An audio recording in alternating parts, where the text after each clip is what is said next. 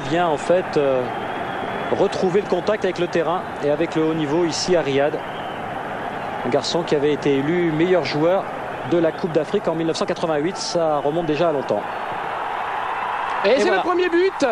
Ouverture du score après moins de 5 minutes de jeu. Ça n'a pas traîné les Nigérians qui monopolisaient le ballon depuis le début de la partie.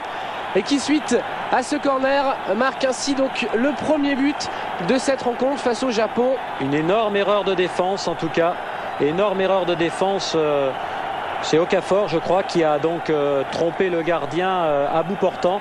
Après que la défense japonaise, qui pourtant était en position, pourquoi pas, et tranquillement, de pouvoir dégager ce ballon. Après que la défense japonaise, donc, lui ait totalement donné ce ballon. On va revoir cette action. Non, finalement, c'est Siasia. Samson Siasia, c'est un corner qui était tiré par Emmanuel Amunike. Ouais, et Siasia, le Nantais. Et Don Amokachi. Dano Lycée qui va tirer ici ce coup franc. Alors Amokachi et Koku. Et Koku, vous le voyez, dépasse tout le monde d'une demi-tête. Ça peut être intéressant, attention. Oui, et bien voilà. Elle est rentrée. Ce coup-là, la transversale a été défavorable à Batsunaga, le gardien. Et ce n'est pas Ekoku. Ah non, c'est Adepoju. Adepoju. On le disait juste avant, la taille des attaquants nigérians est bien supérieure à celle des défenseurs japonais. C'était assez significatif sur le plan serré qu'on a eu juste avant le coup franc. Et ça s'est confirmé. Coup franc tiré par Sunday au lycée et repris imparablement au second poteau par Adepoju. Lucio Adepoju, une tête vraiment remarquable.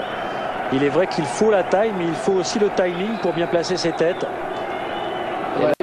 L'apparition à la reprise du championnat de la Bundesliga qui est plus tardive, elle qui n'est qu'en février. Apparemment un arrangement à l'amiable a été trouvé avec les dirigeants et c'est tant mieux pour ce garçon extrêmement prometteur, même si par moment il a mauvais caractère. Oh, superbe action personnelle de Daniel Amokachi. Oh oui, superbe. Superbe. Il l'a mis pratiquement tout seul, il est parti à 40 mètres des buts. Un but remarquable qui mérite bien effectivement un petit pas de danse. Parce que là, vraiment, cette action récompense d'ailleurs Amokachi de tous les efforts qu'il a manifestés depuis le début de la rencontre. Amokachi, là, qui donc maintenant vient crucifier les derniers espoirs japonais d'éventuellement revenir à la marque. Amokachi qui demande au public d'applaudir, mais il n'a pas besoin de le demander. On le voit là, il échappe